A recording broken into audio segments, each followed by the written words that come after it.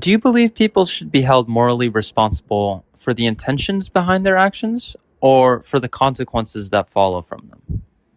Immanuel Kant, the 18th century philosopher, believed in deontology, an ethical theory that states you should only be responsible for the intentions behind your actions.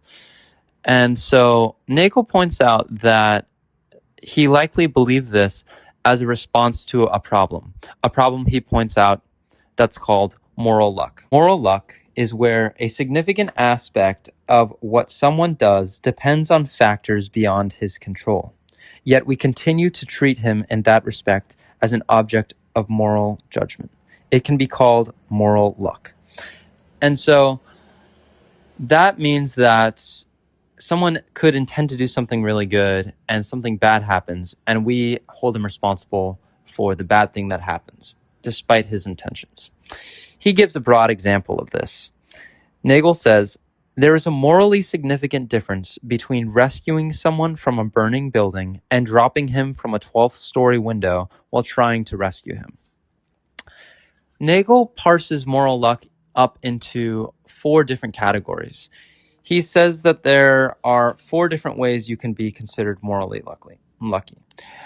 You can have constitutive moral luck. You can be lucky in the kind of person you are, the kind of capacities and temperament you have. You can be lucky in your circumstances, the kinds of problems you face. You can have luck in how you're determined by antecedent circumstances or by how your actions are determined by antecedent circumstances. And you can have luck in the way one's actions and projects turn out, the way your actions and projects turn out. Nagel gives up to 3 arguments for each of these, but we're only going to investigate a few of Nagel's examples. He talks backwards, and he says he starts with the last kind of moral luck, the way your actions and your projects turn out and how lucky that makes you. So Nagel uses an example. He says, imagine that you're a trucker and you're driving to your destination and all of a sudden a child falls out in front of your truck. You stop as quickly as humanly possible. You've gotten your brakes checked. You do everything you physically can. The brakes work, and yet the truck simply can't stop in time, and the child hits and dies. It seems like there's really no way to hold the driver responsible because everything he's physically done has tried to prevent the child from dying. And the child did die, but it was pretty much an accident, and almost no one would want to blame the driver. But if you change the circumstance a little and say that the driver's brakes were due for a check a week ago before he started driving, now all of a sudden he seems to hold some sense of culpability. And Nagel says this is an example of moral luck. The reason it's an example of moral luck is because supposing he had gotten to his destination safely, his intention, his negligence would still be the same. He still would not have gotten his brakes checked despite the advice of the brake company or whoever says to check them. And so it might still be on his conscience. And yet he just happened to be in a place where there was a child. And so it happened that not having his brakes checked ended up in someone dying.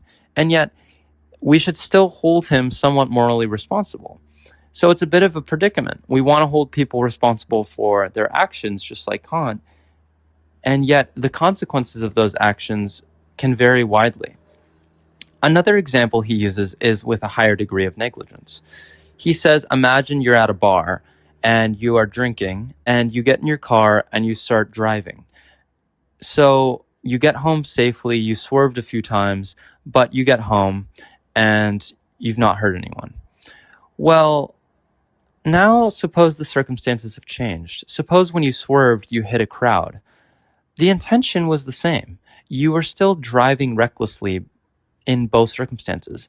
And yet when you hit a crowd, you've killed multiple people. So now you seem more morally responsible despite having the same intention behind the same action. So it seems like the project of driving home has turned out one way and turned out another in both circumstances. And it seems like the amount of culpability on your hands is changed. Nagel points out that this is how our legal system actually works. If you hit someone while driving and you're drunk, you're charged with 2 crimes, drunk driving and manslaughter. If you merely drive home drunk, you can only be charged with drunk driving. So your culpability increases by happenstance. One last example Nagel gives of moral luck and how one's projects turn out is the difference between murder and attempted murder. Suppose you're a sniper and your target is lying in your scope. You aim, you take a careful last breath or deep breath, and you shoot your target and it hits dead on. You've killed them. But now suppose instead of having killed them, a bird flew in the way of the target, and all of a sudden the bullet has gone awry. Now, the intention was the exact same behind both circumstances, and yet in one you've actually killed someone, and in another you have not. The legal system also treats attempted murder versus normal murder differently. Normal murder is a more serious crime. So it seems odd that even after having fired the bullet, something as arbitrary as a bird flying in the way of the bullet could be the determinant of how many years you end up in jail or how morally culpable you are. Of course, you had the same intention both times. So Nagel says that there is the luck in way things turn out. The next kind of moral luck Nagel wants to point out is the luck in antecedent circumstances. And he uses the Founding Fathers as an example. The Founding Fathers are looked up to because they convinced many people to fight against the British colonies and to defeat Britain in an attempt to free their country and start their country, which is the USA. And they're held as noble and heroic figures in American society. Yet, supposing that they still got many people to sign up for their war, but then they failed, which is a very realistic outcome, an antecedent circumstance, they would be probably held with low regard. They would be held as people who shed needless blood and who we should look down on. And so the way the war turned out actually ended up influencing their moral culpability, despite the fact that they wanted the same amount of moral culpability regardless. They wanted to be heroes. They wanted to do the right thing. And yet something that was out of their control, something that many people thought would happen, Britain failing and losing, was the determinant of whether or not they were good. So that seems like an unfair antecedent circumstance. Another example that Nagel gives of an antecedent circumstance is that of a parent who is bathing their child, their baby, and they go downstairs to answer the door or get distracted, and the water is still running, and the parent has completely forgot about the water. Now, suppose in one circumstance, the parent makes it up just in time and turns out the water and feels really terrible and thinks, oh my God, I'm so happy I made it here in time. And the other person, the other parent in the other circumstance, gets stopped by the delivery person or whoever's at the door for just a moment longer. And they come back up to realize a horrific scene, and they are no longer a parent. And so the difference between being a negligent parent and not being one at all is simply whether or not the doorman talks to you for however long. And so even though the negligence was the same in both circumstances, the consequence of those circumstances ended up entirely differently. And we want to judge someone worse for letting their baby drown than we do for not letting their baby drown, even if it's entirely up to circumstances. And so the last kind of circumstance that Nagel wants to talk about is an example of someone launching an attack against an authoritarian regime and failing versus succeeding, similar to the Founding Fathers. If you launch an attack and you fail, you simply caused mass bloodshed for no reason. and you should be held responsible, and we should look down on you. And yet, if you succeed, it seems as though we should praise you and we should look up to you. And Nagel takes this as an opportunity to look at how a few other people have responded besides Kant. And he notes that Adam Smith, in his theory of moral sentiments, takes a very similar view to Kant. And he says that despite our moral intuitions about how circumstances can be different, whether the baby drowned versus almost drowned, we should still hold people morally responsible in the same way as the actions of their will, not as the consequences.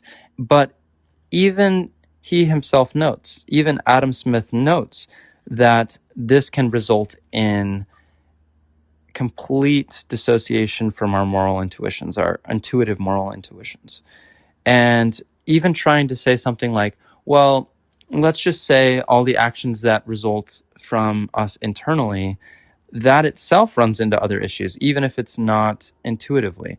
So Joe Feinberg, Nagel says, Joe Feinberg points out further that restricting the domain of moral responsibility to the inner world will not immunize it to luck. And an example I want to give outside of the book is the example of someone named Charles Whitman. And you can look him up. He was someone who was a mass shooter in Texas. He went up in a tower and he shot multiple people. And there were a few notes found after he did this. And one of the notes said, look, I've been going into psychosis. I'm going mad. I really think I need some kind of help. Obviously, I'm dead, so maybe you could do an autopsy on my brain and see what's going on. And so they killed him, and they did an autopsy on his brain, and they found a glioblastoma pressing on his amygdala. They found a tumor pressing on a part of his brain, the part of the brain responsible for regulating emotions like violence and anger. And of course, it made perfect sense. And so even if you restrict the domain of moral luck to things that happen internally, it still seems like you can get morally unlucky and morally lucky. You can be born with a good, virtuous brain, and you can be born with a non-virtuous brain. And so with that, Kant moves on to talk about the third kind of moral luck, the kind of circumstances one faces. Nagel talks about the kinds of circumstances we face and how that can be morally lucky. So he gives the example of someone born in Nazi Germany and who stayed there during the rise of Hitler. And so many people were faced with, should they rebel and risk their lives, and maybe even their families' lives, or should they further the cause of Nazi Germany? And many people, Nagel says, have failed this moral test. And he says that it's not entirely fair that we hold them accountable, because the intentions of many people might have been the same if we brought Nazi Germany over to a place like Canada. Should we hold the Canadians responsible, even though just by mere happenstance, the Canadians were born into a more peaceful regime, whereas the Nazis were born into a terrible one? We don't get to choose what kind of choices we have to make in life. We don't get to choose whether we're looking at vanilla or ice cream, or whether we're looking at something much more stark like Nazi Germany. And so Nagel says this is an example of moral luck, what kind of choices you have available to you. And this is where Nagel starts to bring in the central paradox. And he says this: a person can be morally responsible only for what he does, but what he does results from a great deal of what he does not. Therefore, he is not morally responsible for what he is and is not responsible for. And so this is the central paradox that Nagel thinks people like Kant and Adam Smith are trying to respond to. They are looking at this aspect of moral luck and they say, let's just drill down to the very basic acts of will. And Nagel thinks that this does not work. And the reason is as follows. If one cannot be responsible for consequences of one's acts due to factors beyond one's control, or for antecedents of one's acts that are properties of temperament not subject to one's will, or for the circumstances that pose one's moral choices, then how can one be responsible even for the stripped-down acts of the will itself, if they are not the product of antecedent circumstances outside of the will's control? So here, that is a lot of words. What Nagel is trying to get across here is that it seems like the will itself is made up of these sort of antecedent circumstances, of the kinds of choices we have to make, where we're born into, our temperament. And so Nagel thinks that the will itself is just like any of these other aspects of moral luck. And this is where the fundamental problem of moral luck arises, is that if you look down, we don't get to choose our genes. We don't get to choose where we're born, what parents we're born to, the kind of choices we make, what brain tumors we're born with. And so obviously there is a connection between moral responsibility and free will that Nagel wants to harp upon here. And Nagel is saying, look, when we try to find free will, we're noticing that all of the actions we have just unfold in the way they tend to. And the actions we have are conditioned by all of the previous things we've been exposed to and things we didn't choose. Where is the free will? I don't really see it. And Nagel says that this is where the problem of moral responsibility comes in as well, because we're not just lucky in the way our actions turn out, we're actually lucky in the way we choose our actions at all. Because for Nagel, those are the products of previous experience as well. They're just as lucky as the consequences. They are a kind of consequence for Nagel. Actions are just consequences of other antecedent circumstances and the way other projects have turned out. To quote, Nagel says, "The problem arises, I believe, because the self, which acts and is the object of moral judgment, is threatened with disillusionment by the absorption of its acts and impulses into the class of events. Moral judgment of a person is judgment not of what happens to him, but of him." So here Nagel is saying that when we try to look at what the self, what the subject is doing, we can't really distinguish the subject from any sort of other object, like a tree.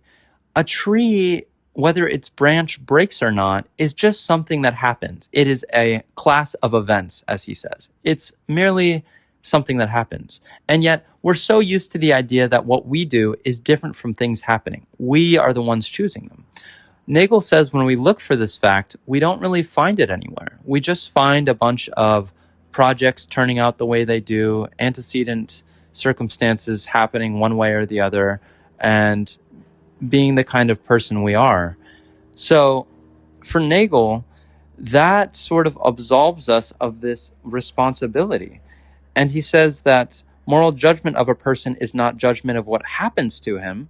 It's not just that the tree branch fell. We want to say that you made the tree branch fall. If we were the tree, you were the one who did the bad thing. You're bad because of what you did. Not that it's bad that you've killed someone, that you took your gun and shot someone. It's not just bad that that's happened. We want to point a finger at someone, at some object of self, not at just an object in the world. We want to point at someone and say, you are bad. And so Nagel comes to the conclusion that is a bit pessimistic. He says, "I believe that in a sense, the problem has no solution, because something in the idea of agency is incompatible with actions being events or people being things." And so he's saying that it is completely insoluble because when we look for free will, we don't find it anywhere. And so actions and events are really just the same thing. And objects like trees or chairs or pianos or books or people are all the same. There's really no sort of fundamental distinction that Nagel can find. And so he says that these two views are incompatible. Now, incompatible is an interesting word because of one of the most famous and well-known theories that is held by many moral philosophers today, called compatibilism. Compatibilism is the belief that our actions can be judged morally, even if there's no such thing as free will. So this is the belief that the lack of free will and judgment are morally compatible or are logically compatible. And so Nagel is disagreeing, and he's saying, wait, no. Let's take a closer look. And Nagel says that when you ask people that are compatibilist if there's a morally significant difference between dropping someone from a 12-story building while trying to rescue them and actually rescuing them, he says that they want to say there is a difference. But he's pointing out that if you don't believe in free will, if you just believe in events happening, there is no sort of greater distinction that you can make. There's no sort of objective line that you can hold. And so, in the very end, Nagel says this: the problem of moral luck cannot be understood without an account of the internal conception of agency and its special connection with the moral attitudes as opposed to other types of value. I do not have such an account. So Nagel ultimately does not believe in moral responsibility, and he thinks that anyone who doesn't believe in free will is also lost, because there's no way to hold someone morally responsible unless they choose what they do freely. And so ultimately, Nagel comes to the conclusion that free will, or lack thereof, is incompatible with objective moral responsibility.